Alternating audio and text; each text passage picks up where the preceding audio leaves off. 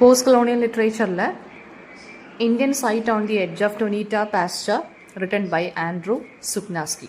അതാണ് നമ്മൾ നോക്കാൻ പോകുന്നത്. അതിൻ്റെ ഒരു ബാക്ക്ഗ്രൗണ്ട് സമ്മറി, നിങ്ങൾ ആവശ്യപ്പെട്ടതുപോലെ തന്നെ ലൈൻ ബൈ ലൈൻ എക്സ്പ്ലനേഷനും സ്റ്റാൻസ വൈസ് അനാലിസിസും നമുക്ക് നോക്കാം. അപ്പോൾ ആൻഡ്രൂ സുക്നാസ്കി എന്ന് പറയുന്നത് ഒരു കനേഡിയൻ പോയറ്റാണ്. അദ്ദേഹം അവിടെയുള്ള, അതായത് കനേഡിയൻ ലാൻഡ്സ്കേപ്പിനെ കുറിച്ചും അവിടെയുള്ള ഇൻഡിജീനിയസ് ട്രൈബൽ പീപ്പിൾ ഉണ്ടല്ലോ, അവരുടെ ഹിസ്റ്ററി, പിന്നെന്താണ് അവിടെ ഉള്ള സെറ്റിലേഴ്സും ഈ ട്രൈബൽ പീപ്പിളും തമ്മിലുള്ള റിലേഷൻഷിപ്സും ഒക്കെയാണ് അദ്ദേഹത്തിൻ്റെ പോയത്തിനകത്ത് എക്സ്പ്ലോർ ചെയ്യുന്നത്. അപ്പോൾ ഈ ഇൻഡിജിനിയസ് പീപ്പിളിൻ്റെ ലൈഫ്, അവരുടെ ആൻസസ്ട്രൽ സൈറ്റുകൾ, അതായത് അവർ പണ്ട് ജീവിച്ചിരുന്ന ആ ഒരു ലാൻഡ്സ്കേപ്പുകൾ, അവരുടെ എന്താ പറയുക ആ ഒരു കളക്റ്റീവ് മെമ്മറി, ഇതെല്ലാം കനേഡിയൻ പ്രയറീസ് അല്ലെങ്കിൽ കനേഡിയൻ ലാൻഡുകളിൽ നിന്ന് എങ്ങനെയാണ് ഡിസപ്പിയർ ആയത് എന്നതിനെക്കുറിച്ചുള്ള ഒരു കൈൻഡ് ഓഫ് കൺസേൺ ആണ് അദ്ദേഹം ഈ പോയത്തിലൂടെ റിഫ്ലക്റ്റ് ചെയ്യുന്നത്.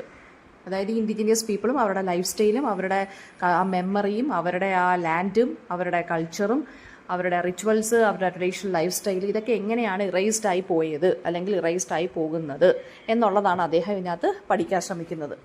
അപ്പോൾ ഈ പോം സെറ്റ് ചെയ്തിരിക്കുന്നത് വുഡ് മൗണ്ടൻ അല്ലെങ്കിൽ ടൊനീറ്റ പാസ്ചർ എന്നിങ്ങനെയുള്ള രണ്ട് സ്ഥലങ്ങളിലാണ്. ഈ രണ്ട് സ്ഥലങ്ങളും വുഡ് മൗണ്ടൻ ആണെങ്കിലും ടൊനീറ്റ പാസ്ചർ ആണെന്നുണ്ടെങ്കിലും ഇൻഡിജീനിയസ് കമ്മ്യൂണിറ്റീസിൻ്റെ പ്ലേസസ് ആണ്. അപ്പോൾ ഇൻഡിജീനിയസ് കമ്മ്യൂണിറ്റീസ് എന്ന് വെച്ചാൽ അവിടെ ഉള്ള ട്രൈബൽ പീപ്പിൾ എന്ന് നമുക്ക് പറയാം. ഓക്കെ, അപ്പം ഏതൊക്കെ ഇൻഡിജീനിയസ് കമ്മ്യൂണിറ്റീസ് ആണെന്നുണ്ടെങ്കിൽ നിങ്ങളൊന്ന് പേര് അറിഞ്ഞിരിക്കാൻ വേണ്ടി പറയുവാണ്.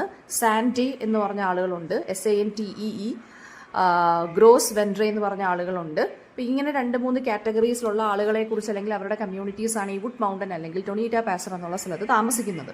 ഓക്കെ, അപ്പോൾ ഇവിടെ ആൻഡ്രൂ സുക്നാസ്കി അറ്റംപ്റ്റ് ചെയ്യുന്നതെന്ന് വെച്ചാൽ ഇവരുടെ ഈ ട്രൈബൽ പീപ്പിളിൻ്റെ ഹിസ്റ്ററീസ് അത് ഓൾറെഡി ഫോർഗോട്ടൺ ആയി, അവരുടെ ആ ഒരു ഇമാജിനേഷൻ അവരെ മെമ്മറിയിലൂടെ അല്ലെങ്കിൽ അവരുടെ ലാൻഡ്സ്കേപ്പിലൂടെ ഒബ്സർവ് ചെയ്ത് പുറത്ത് കൊണ്ടുവരിക അല്ലെങ്കിൽ റിക്കവർ ചെയ്ത് കൊണ്ടുവരിക.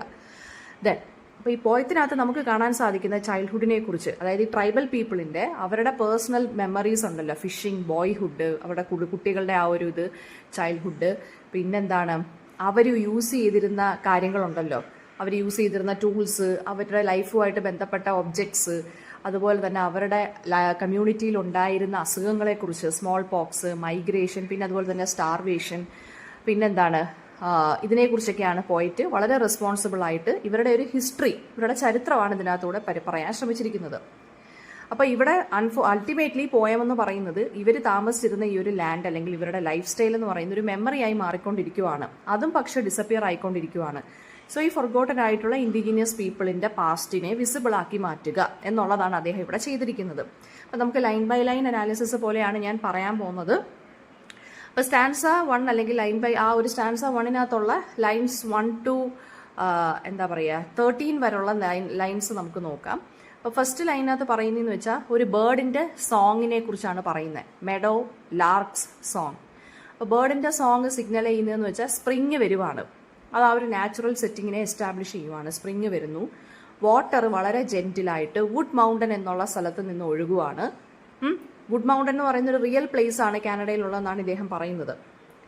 പിന്നെ ഈ സ്പ്രിങ് അല്ലെങ്കിൽ ഈ വെള്ളം ഉണ്ടല്ലോ, ഈ സ്പ്രിങ് എന്ന് പറയുന്നത് 12 മൈൽ ക്രീക്ക് എന്നുള്ള സ്ഥലത്ത് നിന്നാണ് സ്പ്രിങ്, ഈ ഒരു വെള്ളത്തിൻ്റെ സ്പ്രിങ് അല്ലെങ്കിൽ ഈ ഒരു നീരുറവ ഒഴുകി വരുന്നത്. ആൻഡ് പോയറ്റ് പിന്നീട് ചൈൽഡ്ഹുഡ് മെമ്മറീസിനെ കുറിച്ചും ഫിഷിങ്ങിനെ കുറിച്ചും അവിടെ ഉണ്ടായിരുന്ന ആ കമ്മ്യൂണിറ്റിയിലുള്ള കുട്ടികളുടെ സ്വിമ്മിങ്ങിനെ കുറിച്ചും ആ പ്ലേസിൻ്റെ ഡീപ്പർ ഹിസ്റ്ററിയെക്കുറിച്ച് വിത്തൗട്ട് നോയിങ് അദ്ദേഹം റീകോൾ ചെയ്തെടുക്കുവാണ്. ആൻഡ് അദ്ദേഹം റിയലൈസ് ചെയ്യാത്തൊരു കാര്യം എന്ന് വെച്ചാൽ ഈ ലാൻഡിൽ ഏൻഷ്യൻറ്റ് TP റിങ്സ് ഉണ്ടായിരുന്നു എന്ന് പറയുവാണ്. ഒന്നുമില്ല, ഇൻഡിജീനിയസ് ആയിട്ടുള്ള സ്റ്റോൺ സർക്കിൾസ് ഉണ്ടായിരുന്നു. ഇതെല്ലാം ഓൾമോസ്റ്റ് ഇറേസ്ഡ് ആയി പോയി. ഓക്കെ, ആൻഡ് ഒരു സെറ്റിലർ ഫാമിലി ഇവിടെ ഫാം ചെയ്തിട്ടുണ്ടായിരിക്കാം എന്ന് അദ്ദേഹം പറയുവാണ്. ആ 1930s ഗ്രേറ്റ് എക്കണോമിക് ഡിപ്രഷൻ്റെ സമയത്ത് ഇവിടെ ഒരു ഫാമിലി വന്ന് ഫാമിംഗ് നടത്തിയിട്ടുണ്ടായിരിക്കാം. അതാണ് ഈ സ്റ്റോൺ സർക്കിൾ കാണിക്കുന്നത്. ഈ സ്റ്റോൺ സർക്കിളിന് അതുകൊണ്ട് തന്നെ ഇമോഷണൽ സ്പിരിച്വൽ സിഗ്നിഫിക്കൻസ് ആണ് ഉള്ളത്. പിന്നെ അതുപോലെ തന്നെ എന്താണ്, ഒരു ഫെൻസ് അവിടെ കാണാൻ സാധിക്കുന്നുണ്ട്, ഒരു ഫാമിൻ്റെ ഫെൻസ്, ഫാമിംഗ് നടത്തിയിട്ടുള്ളതിൻ്റെ തെളിവായിട്ടൊരു ഫെൻസ് അവിടെ കാണുന്നുണ്ട്, ഒരു വേലി പോലെ ഒരു സംഭവം കാണുന്നുണ്ട്, ഒരു ബൗണ്ടറി പോലെ. ഈ ഫെൻസ് എന്ന് പറയുന്നത് ലീഡ് ചെയ്യുന്നത് ഒരു ലോക്കൽ സെറ്റിൽമെൻറ്റിലോട്ടാണ്, ഒരു വില്ലേജിലോട്ടാണ് അത് ലീഡ് ചെയ്യുന്നത്.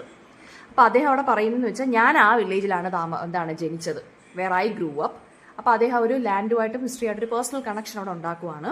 അപ്പോൾ ഇദ്ദേഹത്തിൻ്റെ ഐഡൻറ്റിറ്റി ശരിക്കും പറഞ്ഞു കഴിഞ്ഞാൽ ഈ ലാൻഡ്സ്കേപ്പുമായിട്ട് നല്ല രീതിയിൽ കണക്റ്റഡ് ആണ്. അതുകൊണ്ടാണ് ഇദ്ദേഹത്തിന് ഒരു റെസ്പോൺസിബിലിറ്റി ഫീൽ ചെയ്യുന്നത് ഈ ഇവരുടെ ഹിസ്റ്ററിയെക്കുറിച്ച് ഡോക്യുമെൻ്റ് ചെയ്യണമെന്നുള്ളത്.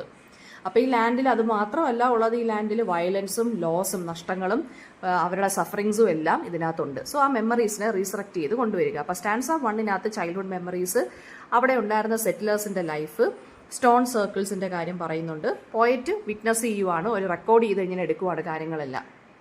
ഈ ടെപ്പി റിങ്സ് എന്ന് പറയുന്നത് ഇൻഡിജീനിയസ് സർവൈവലിനെയാണ് കാണിക്കുന്നത്. എന്ന് വെച്ചാൽ ഇപ്പോഴും അവരുടെ അവശിഷ്ടങ്ങൾ അവിടെ കിടപ്പുണ്ട്, എന്ന് വെച്ചാൽ അവർ സർവൈവ് ചെയ്തിരുന്നു എന്നുള്ളതിൻ്റെ ഒരു സിമ്പലാണ് ഈ ഒരു ടെപ്പി റിങ്സ് എന്ന് പറയുന്നത്. ഓക്കെ, അപ്പോൾ പോയിറ്റിൻ്റെ ഒരു മോറൽ ഡ്യൂട്ടിയാണ് ഇവരുടെ ഈ ഫൊർഗോട്ടൺ ലൈഫ്സിനെ റിമെമ്പർ ചെയ്തെടുക്കുക എന്നുള്ളത്. സ്റ്റാൻസ 2 നോക്കാം നമുക്ക്. സ്റ്റാൻസ 2 ഒരു 70-year-old മാനിനെ കുറിച്ച് പറയുവാണ്.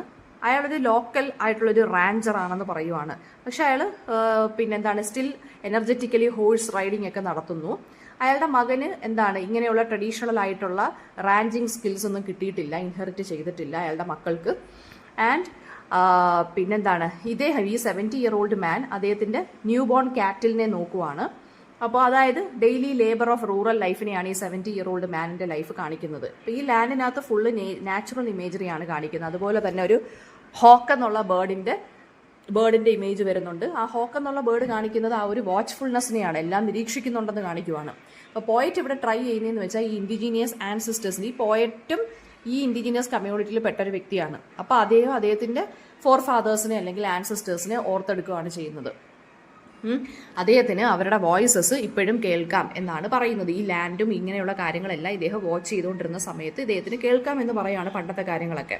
അപ്പോൾ ഇവിടെ നേച്ചർ ശരിക്കും പറഞ്ഞാൽ ഒരു എന്താ പറയുക, ഒരു കാറ്റടിക്കുന്ന പോലെ അതിൻ്റെ മെമ്മറീസ് ക്യാരി ചെയ്തുകൊണ്ടേയിരിക്കുവാണ്, ഈ ഒരു ലാൻഡിൻ്റെ പാസ്റ്റ് മെമ്മറീസ്. ഓക്കെ, അപ്പോൾ സ്റ്റാൻസ 2 പറയുന്നതെന്ന് വെച്ച് കഴിഞ്ഞാൽ ആ ഒരു റാഞ്ച് ലൈഫിനെ കുറിച്ച് പറയുന്നു. പിന്നെന്താണ് നേച്ചർ എന്ന് പറയുന്നത് പാസ്റ്റിൻ്റെയും പ്രസൻറ്റിൻ്റെയും ഒരു ബ്രിഡ്ജായിട്ട് മാറുന്നു. പോയറ്റ് ആ ലോസ്റ്റ് വോയിസസ് ഓഫ് ഹിസ്റ്ററിയെ അല്ലെങ്കിൽ സപ്രസ്ഡ് വോയിസസ് ഓഫ് ഹിസ്റ്ററിക്ക് വേണ്ടി എക്കോ കേട്ട് ഇങ്ങനെ ലിസൺ ചെയ്തിരിക്കുവാണ്. വിൻഡും ലാൻഡ്സ്കേപ്പുമാണ് ഇവിടെ മെമ്മറി കളക്ട് ചെയ്യുന്ന മീഡിയമായിട്ട് മാറുന്നത്. കാറ്റിലൂടെ അദ്ദേഹത്തിന് പഴയ ആൻസസ്റ്റേഴ്സിൻ്റെ വോയിസ് കേൾക്കാമെന്നാണ് ഇദ്ദേഹം പറയുന്നത്. സ്റ്റാൻസ 3 എന്ന് പറയുന്നത് നോക്കിക്കോളൂ. സ്റ്റാൻസ 3 അദ്ദേഹം പറയുന്നത് അദ്ദേഹം ഒരു ക്രീക്കിൻ്റെ അടുത്ത് നിൽക്കുവാണ്. അദ്ദേഹം അവിടെ വെച്ച് വിഷ്വലൈസ് ചെയ്യാൻ ശ്രമിക്കുവാണ് ഏർലി ഇൻഡിജീനിയസ് ട്രാവലേഴ്സിനെ, അവരെങ്ങനെ ട്രാവൽ ചെയ്തു എന്നുള്ള കാര്യങ്ങൾ അദ്ദേഹം ഇമാജിൻ ചെയ്യുവാണ് ഒരു ക്രീക്കിൻ്റെ അടുത്ത് നിന്ന്. അവരുടെ ബോഡീസൊക്കെ ഇപ്പോൾ ഡസ്റ്റായി മാറിയിരിക്കാം, എന്ന് വെച്ചാൽ അവരുടെ ഹിസ്റ്ററി ഇപ്പോൾ സോയിലായി മാറി, എന്ന് വെച്ചാൽ എന്താ അവരുടെ ഹിസ്റ്ററി ഇപ്പോൾ ഓൾറെഡി ഫോർഗോട്ടൺ ആണ്, അവരെല്ലാം മരിച്ചു പോയിരിക്കാം. ആൻഡ് പിന്നീട് ഇദ്ദേഹം ഇമാജിൻ ചെയ്യുന്നത് ഒരു കൂട്ടം ബഫല്ലോ ഹേർഡ്സിനെയാണ്, അതായത് ബഫല്ലോ കൂട്ടത്തിനെയാണ് ഇദ്ദേഹം പിന്നെ ഇമാജിൻ ചെയ്യുവാണ്. പണ്ട് കാലത്ത് ഈ സ്ഥലങ്ങളെല്ലാം ഈ ബഫല്ലോ കൂട്ടങ്ങൾ ഇങ്ങനെ തണ്ടർ പോലെ ഇങ്ങനെ ശബ്ദം ഉണ്ടാക്കി ഇങ്ങനെ ഓടി നടന്ന സ്ഥലമാണെന്ന് ഇദ്ദേഹം പറയുവാണ്, റിഫ്ലക്റ്റ് ചെയ്യുവാണ്. ഈ ലാൻഡ് ബഫല്ലോ മൈഗ്രേഷൻസ് കൊണ്ട് വളരെയധികം വൈബ്രേറ്റഡ് ആയിരുന്നു. അപ്പോൾ ഈ ബഫല്ലോ എന്ന് പറയുമ്പോൾ ആര് നോക്കുന്നതാണ്? ഈ ഇൻഡിജിനസ് കമ്മ്യൂണിറ്റിയുടെ ബഫലോസിനെ കുറിച്ചാണ് പറയുന്നത് കേട്ടോ. അവരാണ് ഇവരെയൊക്കെ നോക്കി നടത്തിയിരുന്നത്. അപ്പോൾ ഇൻഡിജിനസ് ലൈഫ് എന്ന് പറയുന്നത് ഡീപ്ലി എന്താണ് spiritually and practically it was connected to buffalo. Buffalo എന്ന് വെച്ച് കഴിഞ്ഞാൽ ഇവിടെ ഉദ്ദേശിക്കുന്നത് ആ ആനിമൽ ലൈഫും ഹ്യൂമൻ ബീങ്സും തമ്മിൽ നല്ല കണക്ഷൻ ഉണ്ടായിരുന്നു. വൺസ് ദിസ് ലാൻഡ് വാസ് എന്താണ് വൈബ്രേറ്റഡ് അല്ലെങ്കിൽ തണ്ടേർഡ് ബൈ ബഫല്ലോ ഹേർഡ്സ് എന്നാണ് പറയുന്നത്. ഈ ലാൻഡിൽ പണ്ട് ബഫലോകളുടെ കൂട്ടമായിരുന്നു. ഇങ്ങനെ തണ്ടർ പോലെ ഇങ്ങനെ ശബ്ദമുണ്ട്, ഇടിമുഴക്കം പോലാണ് ഇവർ അങ്ങോട്ടും ഇങ്ങോട്ടും ഓടുന്നതെന്നാണ് പറയുന്നത്. പക്ഷേ ഇപ്പോൾ എന്താണ് ബഫലോസ് ഒന്നും ഇല്ല, ടൈം എല്ലാം പാസ്ഡായി. ഇപ്പം അതിനെ ഹിസ്റ്ററിയുടെ വളരെ ഫെയിൻറ്റ് ആയിട്ടുള്ള ട്രേസസ് മാത്രമേ ഉള്ളൂ.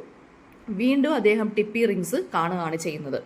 അപ്പോൾ പോയിട്ട് വീണ്ടും എന്താണ് അദ്ദേഹത്തിന് ഇമാജിനേഷനിലൂടെയാണ് ഇവിടുത്തെ ഹിസ്റ്ററി റീകൺസ്ട്രക്ട് ചെയ്യുന്നത്. ആൻഡ്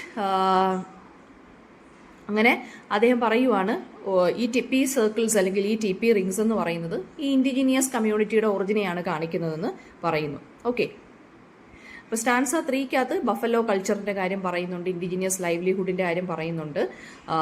ഈ പ്രയറി അല്ലെങ്കിൽ ഈ ഒരു ലാൻഡ് എന്ന് പറയുന്നത് ഇപ്പോൾ ഒരു ശ്മശാന ഭൂമിയാണ്, കൾച്ചറിൻ്റെ എല്ലാം ശ്മശാന ഭൂമിയാണെന്നാണ് പറയുന്നത്.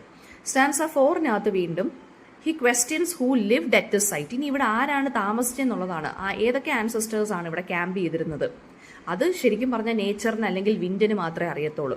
ഹിസ്റ്ററിക്ക് അറിയത്തില്ലെങ്കിലും നേച്ചറിന് റിമെമ്പർ ചെയ്യാൻ പറ്റും എന്നാണ് പറയുന്നത്. ആൻഡ് ഹി ഇമാജിൻസ് ഈ ട്രൈബുകൾ എന്ന് പറയുന്നത് അല്ലെങ്കിൽ ട്രൈബുകളായിരിക്കാം ഇവിടെ ക്യാമ്പ് ചെയ്തിരുന്നത്. ആൻഡ് അതിൽ കുറച്ച് പേര് ചിലപ്പോൾ പട്ടിണി കിടന്ന് മരിച്ചിട്ടുണ്ടായിരിക്കാം, കുറച്ച് പേര് വളരെ ഡിഫിക്കൽട്ടീസ് ഒക്കെ ഫേസ് ചെയ്ത് സഫർ ചെയ്ത് മരിച്ചിട്ടുണ്ടായിരിക്കാം. അപ്പോൾ അവരുടെ ആ ഒരു ഹിസ്റ്റോറിക്കൽ ജേർണീസിനെ കുറിച്ച് പറയുന്നു. ഇവർ ചിലപ്പോൾ ട്രേഡൊക്കെ നടത്തിയായിരിക്കാം ചിലപ്പോൾ ജീവിച്ചിരുന്നത്. പിന്നെന്താണ്, ഈ കൊളോണിയൽ പീപ്പിൾ ഉണ്ട്, അല്ലെങ്കിൽ കോളനൈസേഷൻ വന്നതുകൊണ്ട് ചിലപ്പം ഇവരെ ആ ഒരു സഫറിങ്ങിലൂടെ, അതായത് ഇവരുടെ സപ്ലൈ എല്ലാം കോളനൈസേഷൻ ആയപ്പോഴത്തേക്കും ബാക്കി കോളനൈസ് ചെയ്യാൻ വന്ന ആളുകൾ ചിലപ്പോൾ അടിച്ചുകൊണ്ട് പോയതുകൊണ്ടായിരിക്കാം ഇവർക്ക് ചിലപ്പോൾ സഫർ ചെയ്ത് മരിക്കേണ്ടി വന്നിരിക്കുന്നത്. അങ്ങനെയൊക്കെ പറയുവാണ്. ട്രേഡ് റിലേഷൻഷിപ്സ് ഒക്കെ ഒരിക്കലും ചിലപ്പോൾ ഇവർ നടത്തിയിട്ടുണ്ടായിരിക്കാം. അത് ആ ഒരു ട്രൈബൽ പീപ്പിളും ട്രേഡുമായിട്ടുള്ള കാര്യങ്ങളൊക്കെയാണ് ഇതിനകത്ത് പറയുന്നത്. പിന്നെ ചിലപ്പോൾ ഇവരൊക്കെ സ്മോൾ പോക്സ് പോലെയുള്ള എപ്പിഡമിക്സ് അല്ലെങ്കിൽ അസുഖങ്ങൾ വന്ന് മരിച്ചിട്ടുണ്ടായിരിക്കാം. ഇൻഡിജീനിയസ് പീപ്പിൾ ഈ എപ്പിഡമിക്സ് ഒക്കെ വന്നപ്പോൾ ചിലപ്പോൾ ഓടി രക്ഷപ്പെടാനൊക്കെ ശ്രമിച്ചിട്ടുണ്ടായിരിക്കാം ഈ ഒരു ഡ്രെഡ്ഫുൾ ഡിസീസസിൽ നിന്ന്. അങ്ങനെ ഒരുപാട് നഷ്ടങ്ങളൊക്കെ ഉണ്ടായിരിക്കാം എന്ന് പറയുവാണ്. ചിലപ്പോൾ 1200 പേരിൽ 400 പേരായിരിക്കാം ചിലപ്പോൾ സർവൈവ് ചെയ്തത്, അല്ലെങ്കിൽ 3000 താഴെയുള്ള ആളുകളായിരിക്കാം സർവൈവ് ചെയ്തതെന്ന് പറയുവാണ്. അപ്പോൾ ഇത് ഇവിടെ ഉദ്ദേശിക്കുന്നതെന്ന് വെച്ച് കഴിഞ്ഞാൽ സ്റ്റാർവേഷൻ, സപ്ലൈ ഷിപ്പ് കിട്ടാതെ ഇവർ പോവർട്ടി അല്ലെങ്കിൽ സ്റ്റാർവ് ചെയ്ത് മരിച്ചിരിക്കുന്നു, സ്മോൾ പോക്സ് എപ്പിഡമിക്സിനെ കുറിച്ചും മാസ് ഡെത്തിനെ കുറിച്ചും ഒക്കെയാണ് ഇതിനകത്ത് പറഞ്ഞിരിക്കുന്നത്. അതായത് കോളനൈസേഷൻ കാരണവും ഡിസീസ് കാരണവും ഒക്കെ ഇവർക്ക് ശരിക്കും പറഞ്ഞു കഴിഞ്ഞാൽ ഇവരുടെ ലൈഫ് നഷ്ടപ്പെട്ടിട്ടുണ്ടായിരിക്കാം. സ്റ്റാൻസ 5 പറയുന്നതെന്ന് വെച്ച് കഴിഞ്ഞാൽ ഒരു ട്രൈബൽ ഗ്രൂപ്പിനെ കുറിച്ച് പറയുവാണ്. ആ ട്രൈബൽ ഗ്രൂപ്പ് എന്ന് പറയുന്നത് ശരിക്കും പറഞ്ഞാൽ കോളനൈസേഷന്റെ ഇമ്പാക്റ്റ് കാരണമായിരിക്കാം അവരൊക്കെ ഡിവാസ്റ്റേറ്റഡ് ആയി പോയത് എന്ന് പറയുവാണ്. ആൻഡ് ഓൾസോ വീണ്ടും സാന്റി ഡെക്കോട്ട ട്രൈബൽ ഗ്രൂപ്പിനെ കുറിച്ചും പറയുന്നുണ്ട്. അവരും ചിലപ്പോൾ ഈ ലാൻഡിൽ ലിവ് ചെയ്തിട്ടുണ്ടായിരിക്കാം. അപ്പോൾ പറയുന്നത് എന്താണെന്ന് വെച്ച് കഴിഞ്ഞാൽ ഒരു peaceful image of story telling ആണ് ഇദ്ദേഹം ഇവിടെ പറയുന്നത്. ആ സ്റ്റോറി ടെല്ലിംഗ് ഇങ്ങനെ കണ്ടിന്യൂ ചെയ്തുകൊണ്ടേ ഇരിക്കുക നമ്മുടെ പോയിറ്റിന്റെ. അതായത് ഈ ക്യാമ്പ് ഫയറിന്, ഒരു ഈവനിങ് ക്യാമ്പ് ഫയറിന്റെ ചുറ്റിനും ചിലപ്പോൾ ഒരു 40 വർഷങ്ങൾക്ക് മുന്നേ ഒരു ഗ്രാൻഡ് മദർ സ്റ്റോറിയൊക്കെ പറഞ്ഞു കൊടുത്ത് പല ട്രൈബൽ കമ്മ്യൂണിറ്റിയിലുള്ള ആളുകൾ ഇതെല്ലാം കേട്ടിങ്ങനെ ജീവിച്ചിരുന്ന ഒരു സ്ഥലമായിരിക്കാം ഇത് എന്ന് പറഞ്ഞങ്ങ് പോവാണ്. ഓക്കെ, അതെല്ലാം ഇപ്പോൾ എന്തായി ഡിസപ്പിയർഡ് ആയിട്ട് മാറി.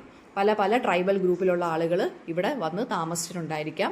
അവരൊരു ക്യാമ്പ് ഫെയർ ഒക്കെ നടത്തി ഈവനിങ്സിൽ അവരുടെ കൂടെയുള്ള ഗ്രാൻഡ് മദേഴ്സിൻ്റെ സ്റ്റോറിയൊക്കെ കേട്ട് ജീവിച്ചിരുന്ന ആളുകളായിരിക്കാം. പക്ഷെ അവരെ ആരുടെയും ലൈഫ് ഇപ്പോൾ ഹിസ്റ്ററി ഓർക്കുന്നില്ലെങ്കിലും നേച്ചർ ഓർക്കുന്നുണ്ടെന്ന് പറയുവാണ്. അപ്പോൾ ഈ സ്റ്റോറി ടെല്ലിംഗ് ഇങ്ങനെ കണ്ടിന്യൂ ചെയ്തുകൊണ്ടേ ഇരിക്കുവാണ്. ഈ ലാൻഡാണ് മെമ്മറി ഹോൾഡ് ചെയ്യുന്നത്. അപ്പോൾ ഇതിനകത്ത് വരുന്ന തീംസ് എന്താണെന്ന് വെച്ചാൽ ഇൻഡിജീനിയസ് ആയിട്ടുള്ള, അതായത് ആ പീപ്പിളിൻ്റെ അല്ലെങ്കിൽ ആ കമ്മ്യൂണിറ്റിയുടെ ഡിസപ്പിയറൻസ്, അവരെ നമ്മുടെ പോയിറ്റ് എങ്ങനെ റീഡിസ്കവർ ചെയ്യുന്നു. ആ ടെപ്പി റിങ്സ് ഒക്കെ അതിനുള്ള എക്സാമ്പിളാണ്. ലാൻഡ് ഒരു വിറ്റ്നസ് ആയിട്ട് മാറുന്നു. സ്റ്റോണ്, ഡസ്റ്റ്, വിൻഡ്, ക്രീക്ക്, ഇതിനെല്ലാം മെമ്മറീസ് ഉണ്ട് ഈ ട്രൈബൽ കമ്മ്യൂണിറ്റീസ് ഇവിടെ ജീവിച്ചിരിപ്പുണ്ടെന്നുള്ള കാണിക്കാൻ വേണ്ടി. പിന്നെ സ്റ്റാർവേഷൻ, സ്മോൾ പോക്സ്, കോളനൈസേഷൻ്റെ, ഇതെല്ലാം കോളനൈസേഷൻ്റെ ട്രാജഡീസ് ആണ്. പിന്നെ അതുപോലെ തന്നെ എന്താണ്, പോയറ്റിനൊരു റെസ്പോൺസിബിലിറ്റി ഫീൽ ചെയ്യുവാണ് ഈ കാര്യങ്ങളെല്ലാം ഇങ്ങനെ ഡോക്യുമെൻ്റ് ചെയ്തെടുക്കണം എന്നുള്ളത്. കാരണം ഹിസ്റ്ററി ഇവരെ ഫൊർഗോട്ടൺ ചെയ്തു. അപ്പോൾ ഇനി ഞാൻ വേണം ഇനി ഇവരുടെ മെമ്മറീസ് എല്ലാം കുത്തിപ്പൊക്കി എന്ത് ചെയ്യാൻ, ഇതൊക്കെ ഡോക്യുമെൻ്റ് ചെയ്ത് സൂക്ഷിക്കാൻ. ഇങ്ങനെയും ആളുകൾ എക്സിസ്റ്റ് ചെയ്തിരുന്നു എന്ന് കാണിക്കാൻ വേണ്ടി നേച്ചറിനെ ഒരു മെമ്മറി കീപ്പറായിട്ടാണ് ഇതിനകത്ത് പറഞ്ഞിരിക്കുന്നത്. സോ ഇത്രയും കാര്യങ്ങളാണ് Indian site on the edge of Tonita പാസിനകത്ത് ആൻഡ്രൂ സുക്നാസ്കി പറയുന്നത്.